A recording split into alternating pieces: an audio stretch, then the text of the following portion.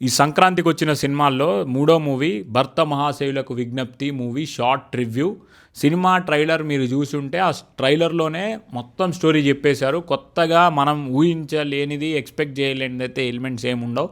Trailer చూస్తే మీరు ఆటోమేటిక్గా స్టోరీ అంతా అర్థమైపోతుంది. పక్కా ఫ్యామిలీస్ కోసం, భార్యాభర్తల రిలేషన్షిప్స్, భార్యాభర్తల కోసం తీసిన సినిమా.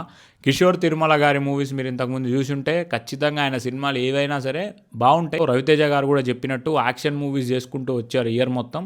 ఇప్పుడు కొంచెం కొత్తగా యాక్షన్ అనేది తీసి పక్కకు పెట్టి కంప్లీట్ ఫ్యామిలీ ఆడియన్స్ కోసం ఇద్దరు భార్యల మధ్య నలిగిపోతున్న ఒక హీరో క్యారెక్టర్ చేశారు. సో కంప్లీట్లీ న్యూ రవితేజ గారిని చూస్తాం. నార్మల్గా రవితేజ గారి మూవీస్లో, ఓల్డ్ మూవీస్లో కామెడీ యాంగిల్ ఉండేది ఎక్కువగా.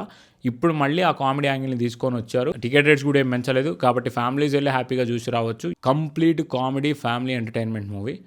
ఇంతకుమించి చెప్పుకోవడానికి వెళ్ళలేదు. రివ్యూ నచ్చితే లైక్ చేసుకోండి, కంటెంట్ నచ్చితే ఫాలో అవ్వండి. బాయ్.